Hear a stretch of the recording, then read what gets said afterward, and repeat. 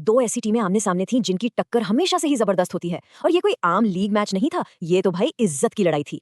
एक तरफ थी रॉयल चैलेंजर्स बेंगलोर, अपनी तूफानी बल्लेबाजी और विराट कोहली जैसे बड़े नामों के लिए जानी जाती है, और उनके सामने थी सनराइजर्स हैदराबाद, एक ऐसी टीम जो अपनी सधी हुई गेंदबाजी और किसी भी टारगेट को डिफेंड करने के लिए मशहूर है।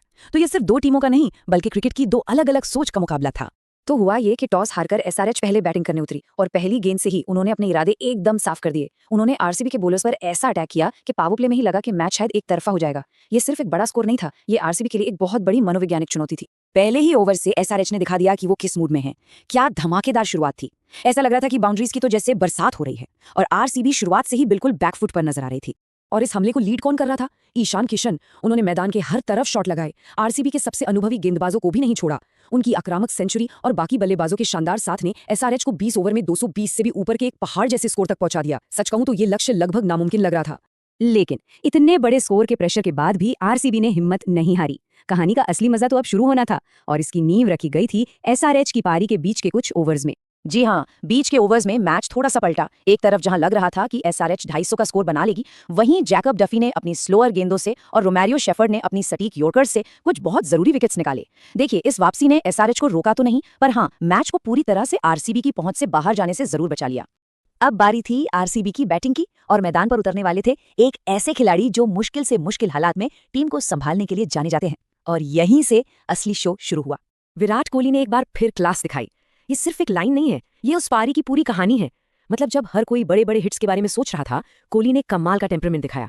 उन्होंने गैप्स में खेला, स्ट्राइक रोटेट की, और जैसी कोई खराब गेंद मिली उसे बाउंड्री के बाहर भेजा। ये एक सच्ची मास्टर क्लास थी कि इतने बड़े टारगेट को चेस कैसे किया जाता है।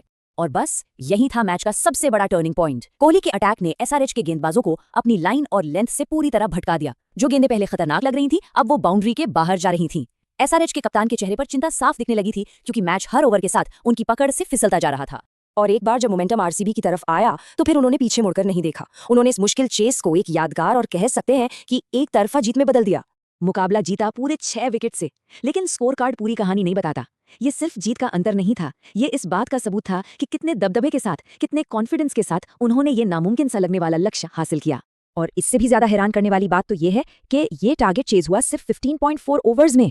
जरा सोचिए, इसका मतलब है लगभग 14 रन प्रति ओवर की अविश्वसनीय रेट से रन बनाए गए। टी20 क्रिकेट में ऐसा चेज सालों में एक बार देखने को मिलता है। वाकई काबिल तारीफ। तो आखिर में ये आरसीबी के लिए एक जबरदस्त और यादगार जीत थी। एक ऐसा प्रदर्शन जिसने न सिर्फ उन्हें 2 पॉइंट्स दिलाए, बल्कि पूरे टूर्नामेंट की बाकी टीमों को एक मजबूत संदेश भी दिया। तो अब सवाल यही उठता है, इतना प्रेशर, इतना बड़ा स्कोर और फिर ऐसी कमाल की बल्लेबाजी, इन सबको देखते हुए क्या ये आईपीएल 2026 का सबसे शानदार और महान चेस था, या कोई और मुकाबला था जो इससे भी बेहतर था? ये एक बड़ा सवाल है जिस पर सोचा जा सकता है।